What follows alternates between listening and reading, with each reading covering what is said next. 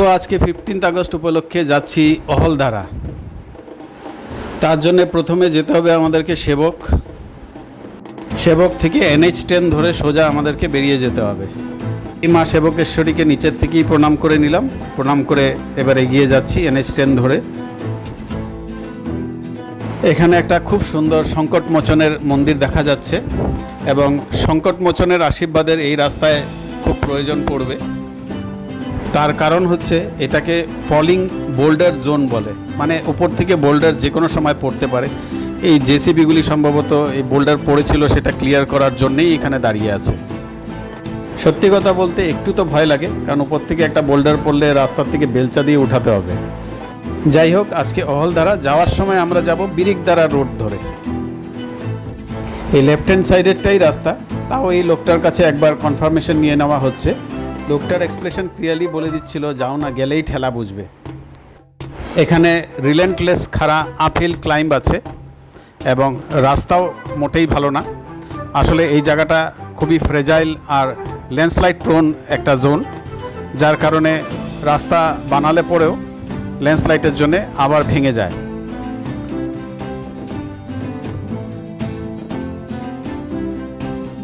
Right না left একটু confusion ছিল, কিন্তু লেফটেই যেতে হবে। আমরা যাওয়ার সময় এই বিরিকদারা রোড ধরে যাচ্ছি, আর ফেরবার সময় আমরা আবার লাপাঞ্চার রোড দিয়ে আসব। তো তোমরা দুটা দেখে কম্পেয়ার করে নিতে পারবে যে কোনটা দিয়ে আসলে পরে ভালো হয়। তোমাদের জন্য দুটা রোডই এক্সপ্লোর করছি, একটা ছোট্ট লাইক করে দিলে কিন্তু খুব ভালো লাগবে। রাস্তার অবস্থা দেখো, মনে হচ্ছে কোনো মিসাইল এসে পড়েছিল রাস্তার মধ্যে। রাস্তা বলতে এখন আর কিছু নেই। এগুলি সবটাই কিন্তু খুব খাড়া আপহিল, যেরকম সমতল দেখা যাচ্ছে এরকম কিন্তু মোটেই না। তোমরা আসলেই বুঝতে পারবে।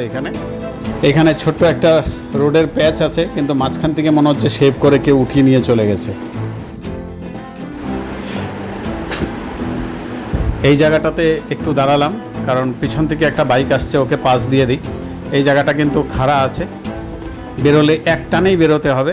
যেরকম রাস্তা ভাঙা, মাঝখানে কিন্তু ব্রেক ধরে দাঁড়ানো যাবে না। মানে যাবে না কেন, একটু অসুবিধা হবে আর কি।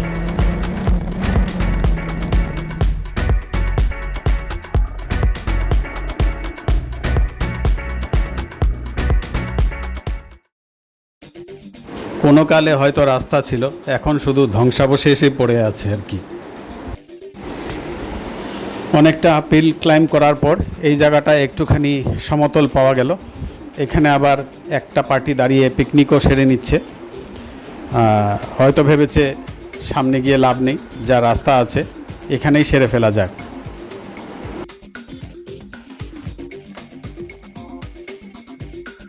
যারা লোকাল, যারা সব সময় আসে, তাদের কথা আলাদা।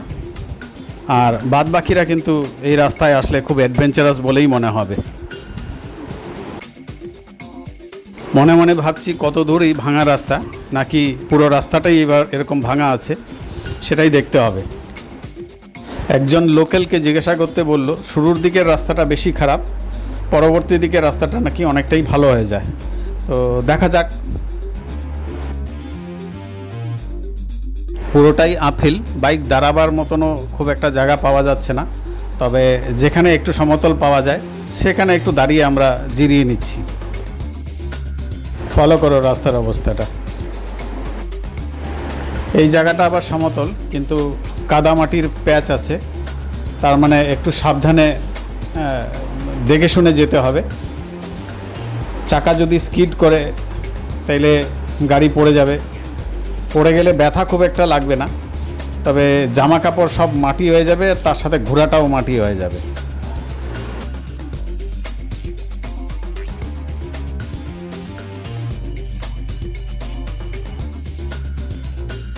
এই রাস্তাটা একটু সুন্দর পেয়ে আমাদের রাইড মার্শাল 60-70-তে প্রায় গাড়ি উঠিয়ে দিল। কিন্তু প্রশ্ন হলো গিয়ে, এই সুখ কি আর কপালে সইবে? এই রাস্তার মোড় আসতে আসতেই হয়ে গেল আবার ওই টিপি টিপি চলো।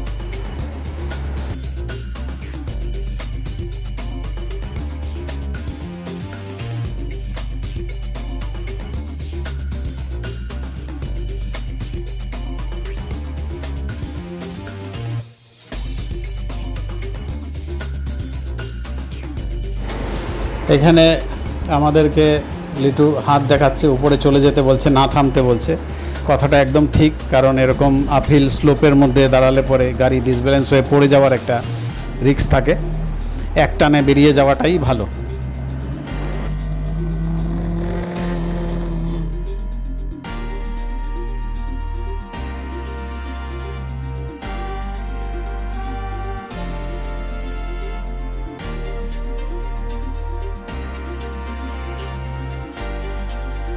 এইখানে আবার রাস্তার মাঝখানে একটা গাড়ি দাঁড় করিয়ে লোকজন উঠাচ্ছে গাড়ির মধ্যে।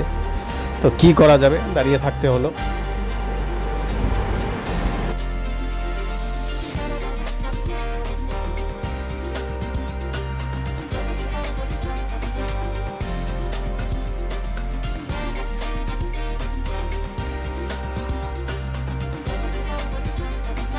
এখানে একটা ইন্টারেস্টিং জিনিস দেখাবো। একদম শেষ মাথায় রাস্তাটা দেখো কতটা স্লোপ, কতটা এলিভেশন দেখা যাচ্ছে, কিন্তু গাড়ি যত সামনে যাবে ততই কিন্তু সেই এলিভেশনটা বসে গিয়ে মনে হবে যেন সমতল ফ্ল্যাট জায়গা। দেখতে থাকো।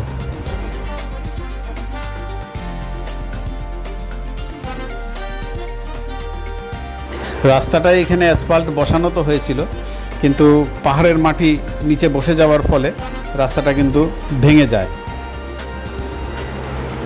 তবে দেখো, যত গাড়ি এর উপর দিয়ে যাচ্ছে ততই জায়গাটাকে কিন্তু সমতল বলে মনে হচ্ছে। তাও সাইডে একটা ওয়াল আছে, দেখি রেফারেন্স আছে, নাইলে আরও সমতল মনে হতো। যেহেতু এখানে একটা আপিল টার্ন আছে, পিছনে গাড়িটাকে ফলো করো, পিছিয়ে গিয়ে কিন্তু সাইডে দাঁড়িয়ে পড়লো যাতে আমরা পাস করে চলে যেতে পারি। পাহাড়ে এই ডিসিপ্লিনটাই খুব সুন্দর লাগে।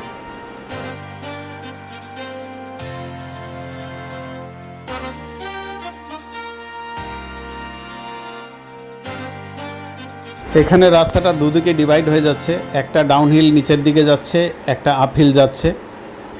তো এখানে একটুখানি কনফিউশন ছিল আমাদের, তবে এই জার্নিতে মনে হয় ডাউনহিলের কোনো ব্যাপার নেই, যা যাওয়ার সব আপহিলই যেতে হবে আমাদেরকে। তাই আবার রওনা হয়ে গেলাম আপহিল ধরে।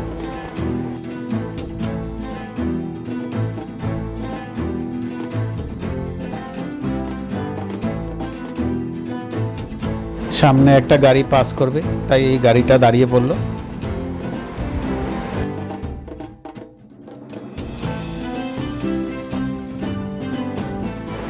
চেনা জানা লোক পেয়ে গেছে, তাই একটা শর্ট কমিউনিকেশন হয়ে গেল। থ্যাঙ্কফুলি কমিউনিকেশনটা শর্টই ছিল।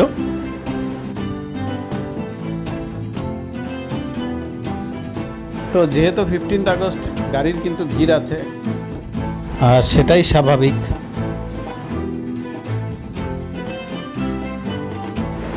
এরকম ন্যারো রোডে পাস দিতে খুব একটা ভালো লাগে না।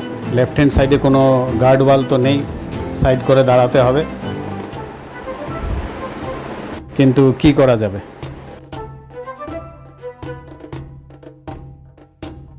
তবে আমরা ডেস্টিনেশন কিন্তু প্রায় পৌঁছেই গেছি, অ্যাটলিস্ট দেখে তো তাই মনে হচ্ছে।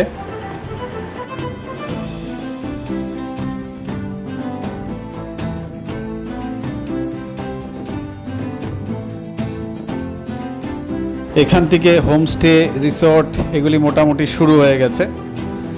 এই হোমস্টে বা রিসর্টগুলিতে পার হেড 1200 থেকে 1500 টাকা, ফুড অ্যান্ড লজিং ইনক্লুডেড, মোটামুটি চার্জ করে।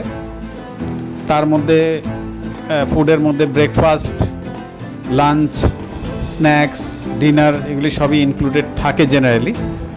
তবে কোনটা ভালো কোনটা খারাপ গুগল থেকে একটু ভালো করে রিভিউ দেখে আসা ভালো। এখানেও একটা সুন্দর কটেজ দেখা যাচ্ছে। এই আমরা স্পটে চলেই এসেছি। এইখানে 20 টাকা করে পার বাইক দিয়ে ভিতরে ঢুকতে হবে।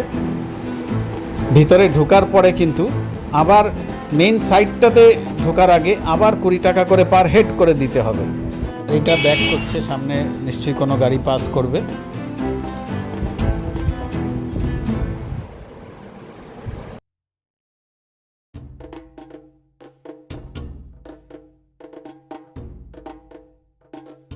থ্যাংক ইউ ভিতরে ঢুকে যাওয়ার জন্যে, কারণ এই রাস্তায় ওভারটেক করার মতন কোনো জায়গা নেই।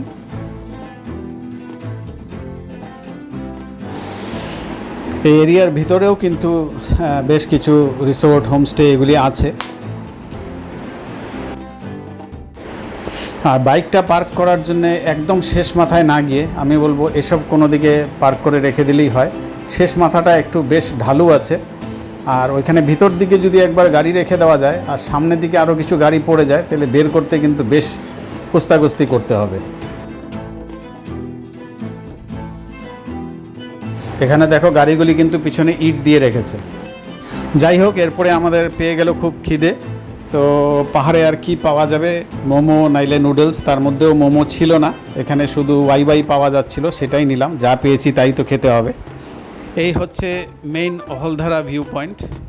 কি অপূর্ব লাগছে দেখো, মেঘ নিচে নেমে এসছে, দারুণ একটা হাওয়া চলছে। ভাবলাম ক্যামেরাটাকে 360 ঘুরিয়ে একটু চারিদিকের ব্যাকগ্রাউন্ডটা দেখিয়ে দিই। তো যেভাবে ডেন্স ফোগ নেমে আছে, ব্যাকগ্রাউন্ড তো দেখা গেল না, শুধু আমাদের থোবরাগুলি একটু দেখা যাচ্ছিল। যাই হোক, কী আর করা যাবে, বিয়ার উইথ আস। এই দেখো কিভাবে মেঘ নেমে আছে। যাই হোক, এখানে বেশ কিছু সময় বসে কফি স্ন্যাক্স খেয়ে আমরা আবার ফিরে যাওয়ার জন্যে প্রস্তুতি নিলাম। তবে যেরকম বলেছিলাম, ফিরে যাওয়ার সময় কিন্তু আমরা সেই বিরিকধারা রোড দিয়ে আর যাব না, এইবার যাব আমরা লাপাঞ্চার রোড দিয়ে। তো দেখা যাক রোডটা কেমন হয়। এই রাস্তাটা কিন্তু কম্পারেটিভলি অনেকটাই ভালো লাগছে, রাস্তাও ভালো, আর না আপিল আছে না ডাউনহিল আছে সেরকম একটা। এখানে আবার খুব সুন্দর একটা ঝর্ণা পেয়ে গেলাম রাস্তায়। এখানে অনেকটা সময় বসেছিলাম আমরা, কিছু সেলফি টেলফিও তোলা হলো। এই লাপাঞ্চারকে কিন্তু বার্ড ওয়াচিং প্যারাডাইস বলা হয়, আর রুফাস নেকড হর্নবিলের জন্যও এটা বিখ্যাত, যেটা এখন একটা এন্ডেঞ্জার্ড স্পিসিস। রাস্তাটা এত ভালো, কিন্তু একটাই জিনিস ডাউট লাগছে, সেরকম একটা গাড়ি ঘোড়া যেতে আসতে দেখা যাচ্ছে না। তার কারণটা কি?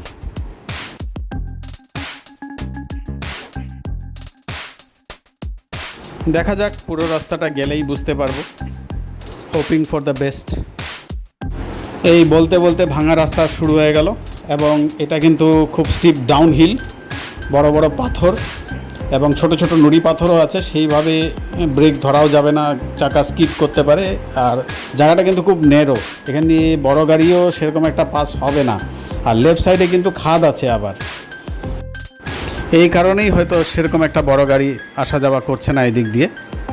ডাউনহিলের পরে কিন্তু আবার সেই স্টিফ আপহিল আছে, খাড়া আপহিল, এবং বড় বড় পাথর বোল্ডার রয়েছে এখানে, সেটা দিয়ে উঠতে হবে।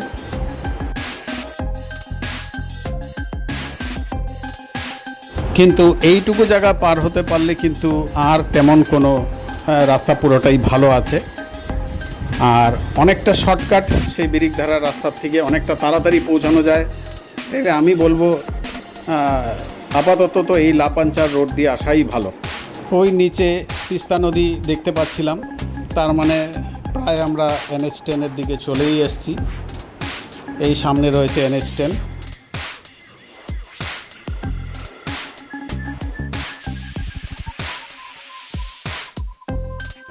সারাদিনে আমরা অনেকটাই টায়ার্ড হয়ে গেছি, তাই এখানেই একটু বিশ্রাম করে নিচ্ছিলাম। এখান থেকে দৃশ্যটাও বেশ ভালো লাগছিল তিস্তার। দেখা হবে এরপরে আবার নতুন কোনো ব্লগে।